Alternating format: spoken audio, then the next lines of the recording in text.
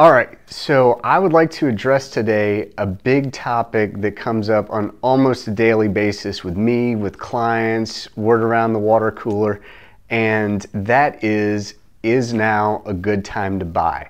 And I think there's a lot of muddled information out there. I think there's a lot of conflicting data points that are being pushed around that make that the answer to that question not so simple.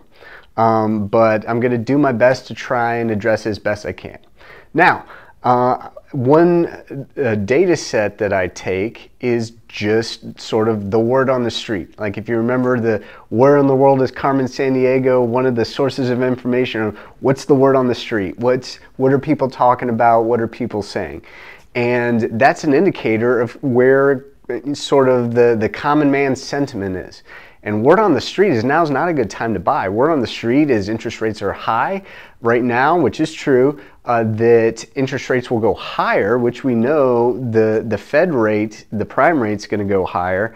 And that means that now's not a good time to buy because if interest rates go higher, then prices are going to go down. There seems to be the perception that there's a direct correlation between interest rates going up and prices going down, which is fair.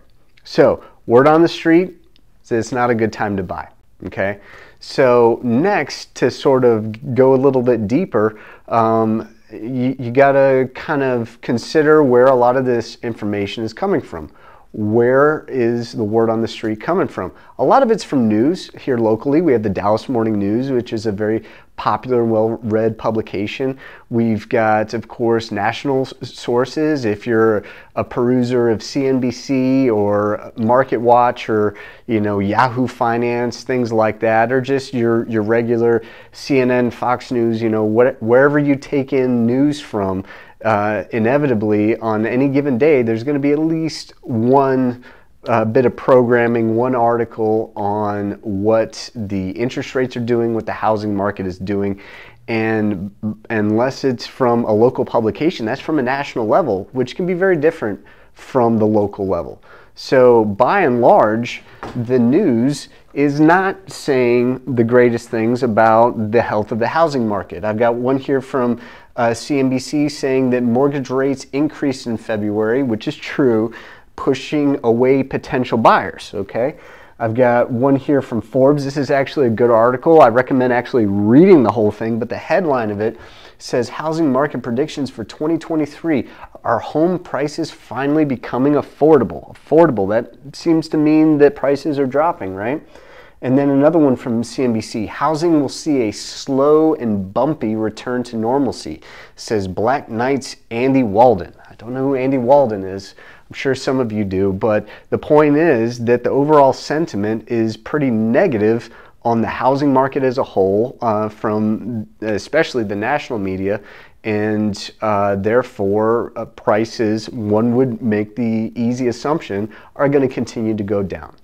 So next thing I look at is what are neighbors saying? And this can actually be different from the word on the street and what the national media is saying, because neighbors, everyone knows about the homes that sell in the neighborhood, right? So sometimes neighbors are saying, oh, this house is still on the market. And that's going to give an individual a perception of how things are going. Or in a given neighborhood, maybe the neighbors are talking about, oh, how these 3 houses went on the market and they sold immediately. So that's another data set that any potential home buyer could take in to kind of drive their perception on how things are going. All right, so next, a really good source for how this is going is actually lenders, especially specialist mortgage lenders, and those are the only ones that I recommend. They're local, they're really up to speed on what's going on. They have their thumb on the pulse of what should be coming down the pike, all the news and everything that's going on. So specialist mortgage lenders are a great resource for this. And when you start speaking with these mortgage lenders and loan officers, you'll find that to a man just about, they are fully expecting another prime rate hike, but also to a man, they're expecting, from what I'm hearing, is in the spring, they're expecting the mortgage rates to start decreasing pretty aggressively. And there are some economic indicators that go into that. I don't want to get too far into the weeds of that. I will encourage you, however, to speak with, if you know a loan officer or a mortgage specialist, to speak with them. Ask them these questions. But from what I'm hearing is there is a little bit of a disconnect between the Fed prime rate, that's what Jerome Powell is messing with his marionette strings, and mortgage rates, because the mortgage rates are more closely tied to the 10-year Treasury note and not as closely tied to the federal prime rate. So that is something I would definitely encourage you to educate yourself on and to read about. So there are situations, and we're kind of in this situation now, where the Fed rate may actually go up a little bit, but mortgage interest rates will actually stay flat or potentially actually start their downward turn. So lenders, great resource for knowledge in this sector.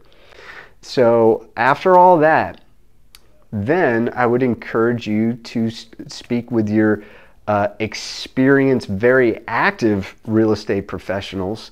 You know, this is someone that does, 30, 40, 50, 100, 500 transactions a year. Someone who day in, day out is dealing with buyers and sellers. It's important to have a real estate agent that deals with both to give you this information. But I will tell you personally, the last 8 transactions that I've personally been a part of, 4 on the sell side, 4 on the buy side, have had multiple offers, and these properties have gone above listing. And that is something that I think a lot of people would not expect. This is stuff we were seeing a year and a half, 2 years ago. Is a very frustrating market. It's not quite as bad as it was back then, but it is a deceptively competitive market. That's exactly how I would phrase it, deceptively competitive. And what that means to you as a buyer is you're getting in a market where chances are you're going to have to be pretty aggressive to get a property under contract. And just to give you an idea of what I'm seeing, if I go over here, this is directly from the MLS. So I'm pulling data from recent sales, so you can see these go back a year and a half. So this first one I'm going to show you is sales price, not what the list price was, but sales price per square foot ratio. So this shows the average price per square foot of houses as they sold. And we saw way back in July of 21, so summer 21, we still had an increase. We had a slight dip in the winter, as is expected. Pretty much every December, January, you're going to have a dip. And then it rose very sharply again until it peaked in May, June of 2022, which is what we all collectively saw, is it peaked late spring, early summer, and we had a very sharp decline in property values. Most people saw about a 10 to 15% property value reduction during this 6 months. After that, since then, I've been saying for a couple months now that I think the bottom was mid-December in terms of interest and pricing, and that's exactly what we're seeing. And you see this sharp rise from January to February. This is a rise in price per square foot, rise in sale price, rise in values of these homes, and it is steeper than any month in the past year and a half, which I think, again, a lot of people would not expect. Then I'll go over to this next one, which shows the months of inventory. Now, typically for a normal, going back 20 years, a normal, regular, healthy market is about 6 months of inventory, okay? We started a year and a half ago at just under 1 month of inventory, which is insane. That's why everything was going multiple offers way above list, right? And we saw that pretty flat until, again, that late spring, early summer timeframe last year when it rose sharply. It peaked in November at 3 months of inventory, which still is not a whole lot. But then again, you saw a small dip in December, and then you saw a very sharp dip this past month. And that's what we're seeing. The problem is there's a bit of a disconnect between what we're seeing doing this day in and day out and what the news media reports, even the local news, because there's a lag. There's an inherent lag in between what is happening today and when these numbers are released. Because when a property goes on the market to when it closes, even in a very quick close, it's typically about 40 to 45 days. So, and then it'll take another month for that data to, those sales to report, to get out to, you know, those that have interest in it.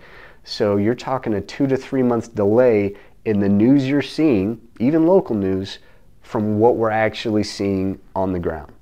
So for your two best and most actionable resources on is now a good time to buy, lender, an active, experienced real estate professional.